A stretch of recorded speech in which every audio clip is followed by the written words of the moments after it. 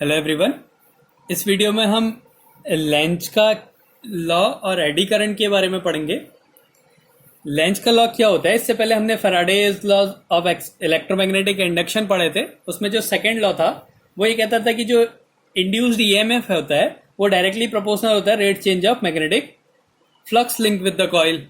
अब वहां पे जो हम ईएमएफ निकालते थे वो नेगेटिव एक साइन के साथ आता था, और वो नेगेटिव साइन ये बताता है कि जो ईएमएफ जो इंड्यूस्ड हो रहा है वो अपने मोशन का चेंज करता है।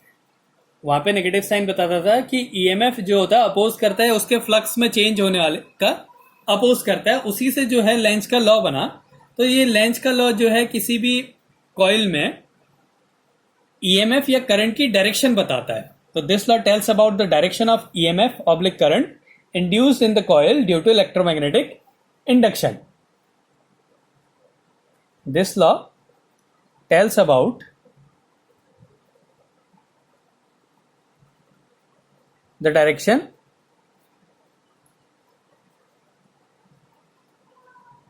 of EMF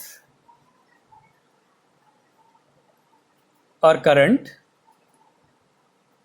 induced in the coil due to electromagnetic induction.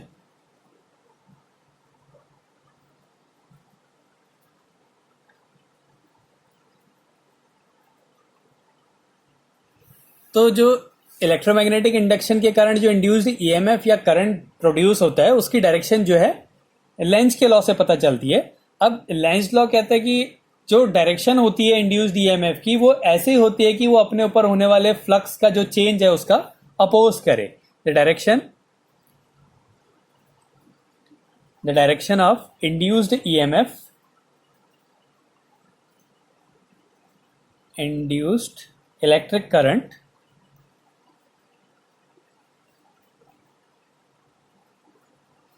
will be such as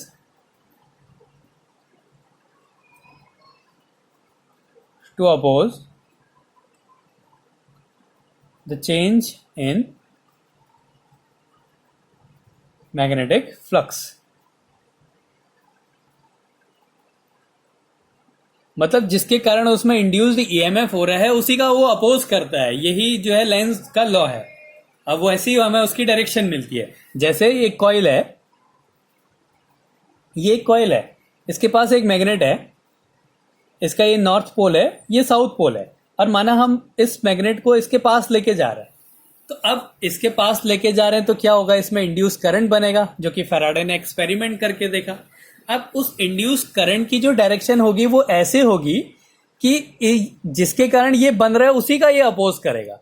तो ये नॉर्थ पोल है, ये नॉर्थ पोल इसके पास जा रहा है, तो यहां पे इंड्यूस्ड करंट ऐसे बनेगा कि इस नॉर्थ पोल को इसके पास नहीं आने देगा, मतलब इसको दूर लेके जाएगा। तो इसका मतलब इसने अपने ऊपर कैसा बनाना पड़ेगा, नॉर्थ पोल ही बनाना पड़ेगा, क्योंकि नॉर्थ पोल इसके पास जा रहा है और ये क्या करेगा कि नॉर्थ पोल को उसके दूर भेजेगा। तो इसने क्या करना पड़ेगा, इसमें नॉर्थ पोल बनाना पड़ेगा, और नॉर्थ पोल बनाने के लिए उसकी डायरेक्शन ऐसी होनी चाहिए। तो ये जो है डायरेक्शन होगी। तो ये लेंज का लॉ है। ऐसे ही अगर मैग्नेट जो कॉइल है, अब मैग्नेट उससे दूर जा रहा है, वही नॉर्थ पोल उससे दूर जा रहा है, तो नॉर्थ पोल दूर जा रहा है तो इसमें करंट ऐसा बनेगा कि इस नॉर्थ पोल को अट्रैक्ट करे। तो नॉर्थ पोल को अट्रैक्ट करने के लिए इसने अपने ऊपर इस साइड जो ये फेस है, इस फेस में कैसा लूप जो पोल है वो कैसा बनाना पड़ेगा, साउथ पोल बनाना पड़ेगा, क्योंकि जब साउथ पोल होगा तभी ये नॉर्थ पोल को अट्रैक्ट कर सकता है। तो इसने क्या करना पड़ेगा, यहाँ पे साउथ पोल बनाना पड़ेगा, तो इसकी डायरेक्शन ऐसी होगी। तो ये लेंज का लॉ है। और किसी भी कॉइल में जो इंड्यूस करंट है उसकी डायरेक्शन ऐसी होगी कि जिसके कारण वो हो रहा है उसी का वो अपोज कर देगा। तो ये जो है लेंज का लॉ है। अब इसके बाद अगला टॉपिक है eddy current. Eddy current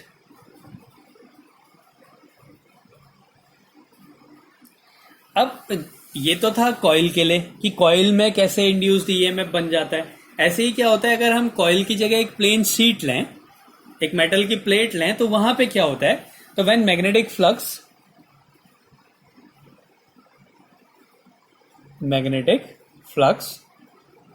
linked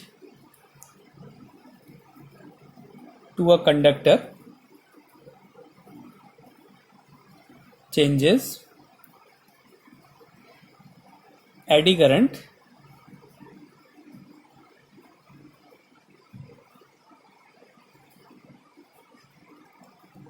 are produced in the coil.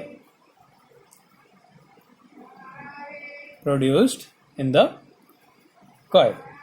तो उस टाइम क्या होता है, उसमें एडी करंट्स जो है प्रोड्यूस होने लग जाते हैं. अब होता क्या है, जैसे एक मेटल की कोई सीट है, कोई एक कंडक्टर है, ये कंडक्टर है माना, इसमें फ्री इलेक्ट्रॉन्स होंगे जो कि रैंडमली मूव कर सकते हैं क्योंकि ये एक कंडक्टर है. अब हमने क्या करा, इसके पास एक मैग्नेट रखा, ये इसका नॉर्थ पोल और ये इसका साउथ पोल. हम नॉर्थ पोल को इसके पास लेके जा रहे हैं. अब जैसे कॉइल में अगर हम नॉर्थ पोल को पास लेके जा रहे थे तो इसने अपने ऊपर नॉर्थ पोल बना दिया, जिसके कारण ये इसका अपोज करा. और नॉर्थ पोल बनाने के लिए इसकी डायरेक्शन ऐसी होनी चाहिए. यहाँ पे दूर लेके जा रहे थे नॉर्थ पोल को, तो इसने इसको अट्रैक्ट करना है, तो उसने अपने ऊपर साउथ पोल बना दिया, तो करंट की डायरेक्शन को चेंज कर दिया. अब यहाँ पे जो है कंडक्टर है, इसमें इलेक्ट्रॉन, यहाँ पे इलेक्ट्रॉन, इसी कॉइल में, इसमें सब जगह इलेक्ट्रॉन है. तो क्या होता है, यहाँ पे भी सेम कंडीशन होगी. तो नॉर्थ पोल इसके पास जा रहा है, तो इसने क्या करना पड़ेगा, यहाँ पे नॉर्थ पोल ही बनाना पड़ेगा. तो क्या होता है, कुछ इलेक्ट्रॉन आके यहाँ पे ऐसे घूमने लग जाते हैं इस डायरेक्शन में. जैसे नॉर्थ पोल के लिए यहाँ पे था, वैसे इस डायरेक्शन में आके घूमने लग जाते हैं. तो जिसके कारण ये नॉर्थ पोल बनता है, यहाँ पे इसका अपोज करेगा. अभी भी अगर वो उसका अपोज नहीं कर पा रहे तो और इलेक्ट्रॉन आके उसके ऊपर घूमने लग जाएंगे. फिर भी वो नहीं अपोज कर पा रहे तो और इलेक्ट्रॉन्स आते हैं और ऐसे घूमने लग जाते हैं. तो इस तरीके से क्या होता है, इसमें एक करंट का जो है भंवर टाइप का बन जाता है, एडी बन जाता है. तो जिसको बोलते हैं हम लोग एडी करंट. तो ये इस तरीके से इसमें करंट बनने लग जाता है. और यही अब हमने इस एडी करंट के जो ट्रांसफॉर्मर है, तो वहां पे भी ये बन जाता है. तो ये होता है एडी करंट. ये किसके लिए होता है, कंडक्टर के लिए. हो गया ऐसे ही, बस यहाँ पे कॉइल है, कॉइल की जगह यहाँ पे हमने क्या कर देना है, कंडक्टर लेना है, जिसमें क्या होगा, इलेक्ट्रॉन आके खुद ही घूमने लग जाएंगे और डायरेक्शन वैसी होगी कि इसका अपोज करे. तो ये नॉर्थ पोल इसके पास जा रहा है, तो इसने भी क्या करना पड़ेगा, अपने अंदर नॉर्थ पोल ही बनाना पड़ेगा इस फेस में. तो उसको करंट को इस डायरेक्शन में घूमना पड़ेगा. अब इसकी कुछ एप्लीकेशंस होती है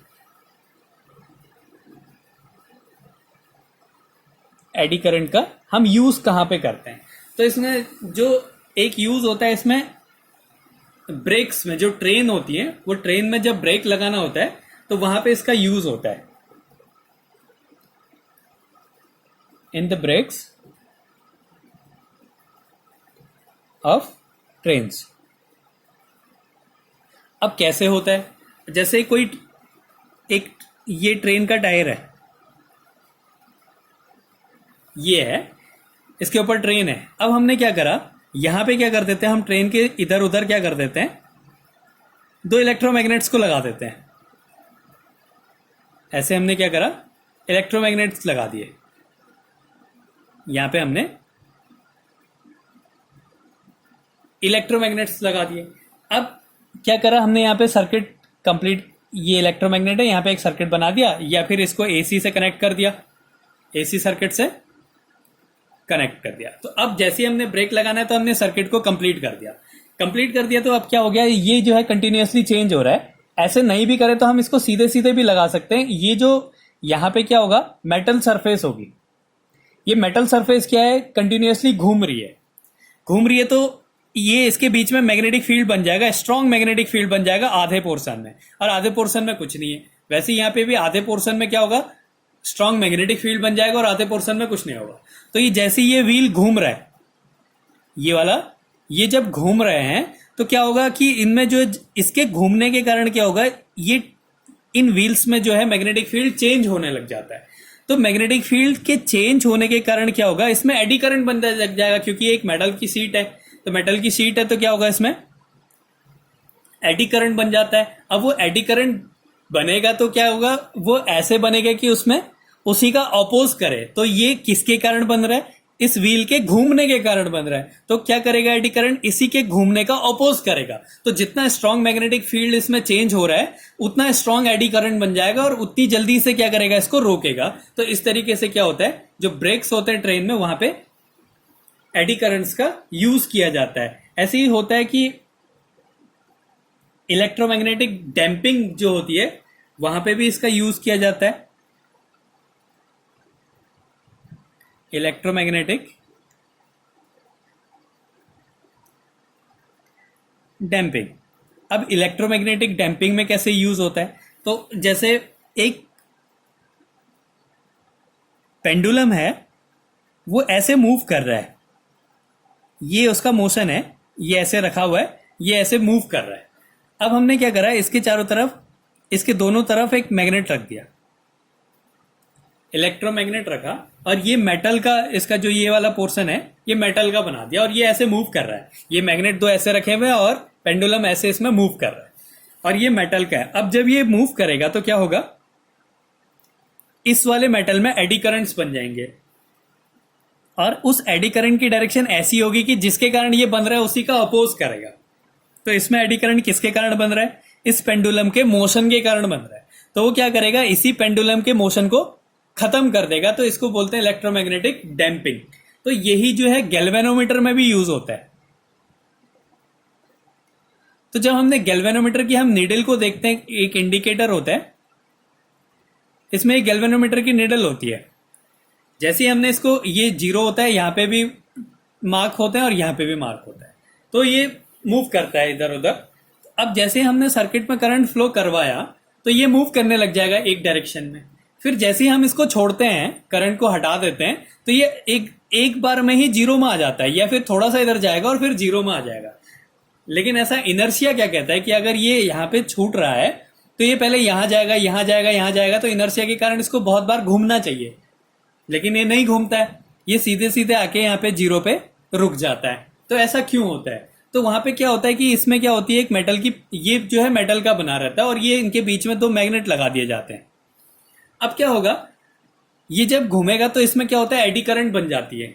इसमें एडी करंट बनने के कारण क्या होगा कि ये उसका अपोज करेगी, जिसके कारण इसमें एडी करंट बन रहा है। तो एडी करंट किसके कारण बन रहा है, इस कॉइल के घूमने, यहाँ पे जो कॉइल होगी उसके घूमने के कारण इसमें एडी करंट बन जाता है।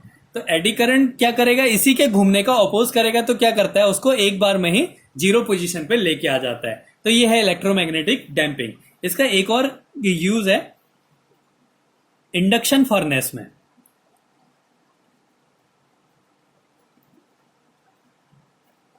जैसे हमने किसी लोहे को पिघलाना है, तो उसको पिघलाने के लिए हमने उसको कैसे पिघलाना है, अगर हम लोहे को लोहे में रख के उसको गर्म कर देते हैं तो नहीं पिघलेगा, वो जिसमें रख रहे हैं गर्म करने के लिए वो भी पिघल जाएगा। तो इसके लिए क्या करते हैं, एक मिट्टी का कॉर्क लेते हैं, ये मिट्टी का हमने कॉर्क लिया, इसमें हमने उस मेटल को भर दिया जिसको हमने पिघलाना है, और इसके लिए माना बहुत ज्यादा टेम्परेचर चाहिए हो रहा है। तो हम क्या करते हैं, इसके चारों तरफ कॉइल्स रख देते हैं, इलेक्ट्रोमैग्नेट्स रख देते हैं, और उसको एक सर्किट से कनेक्ट कर देते हैं। हमने क्या करा, इसको सर्किट से कनेक्ट करा और एक एसी सर्किट से कनेक्ट कर दिया, एसी सोर्स से कनेक्ट कर दिया। तो एसी से कनेक्ट करने के कारण क्या होगा, इसमें करंट की जो डायरेक्शन है वो चेंज होती रहेगी। ऐसे हमने इसको सर्किट को कंप्लीट कर दिया। तो इसमें क्या होगा, करंट की डायरेक्शन चेंज होगी, एक बार ऐसे फ्लो होगा, एक बार ऐसे फ्लो होगा। तो इन कॉइल्स में भी जो है करंट की डायरेक्शन, इसमें करंट की डायरेक्शन चेंज होने लग जाएगी। और करंट की डायरेक्शन चेंज होने के कारण क्या होगा, इसमें जो मैग्नेटिक फील्ड जो बन रहा है उसकी भी डायरेक्शन चेंज होगी, कभी इस डायरेक्शन में फ्लो होगा, कभी इस डायरेक्शन में होगा, कभी इस डायरेक्शन में, कभी इस डायरेक्शन में। तो इसके अंदर जो मेटल है उसमें क्या हो जाता है, एडी करंट्स बनने लग जाती है। अब करंट बनती है तो उसका वो क्या होगा, हीट होगा। अब हीट होगा तो वो कंटिन्यूअसली हीट होते रहेगा। कब तक हीट होता रहेगा, जब तक कि हम इसका स्विच ऑफ ना कर दें। तो हम उसको इतने टेम्परेचर तक हीट कर सकते हैं कि ये क्या हो जाए, मेल्ट हो जाए। तो इस तरीके से इंडक्शन फर्नेस में भी इसका यूज होता है। तो इस तरीके से एडी करंट्स के कुछ यूजेस होते हैं। तो ये आज के टॉपिक है। लेंज लॉ क्या होता है, ये करंट की डायरेक्शन बताता है, और करंट की डायरेक्शन ऐसे होती है कि वो अपने ऊपर होने वाले जो फ्लक्स का चेंज है उसी का अपोज करता है। एडी करंट क्या होता है कि अगर हम कॉइल की जगह मेटल की सीट लेते हैं तो वहां पे क्या होती है, एडी बन जाती है, भंवर बन जाता है करंट को, तो जिसके कारण हम उसको बोलते हैं एडी करंट्स। और उस एडी करंट्स की ये कुछ एप्लीकेशंस है।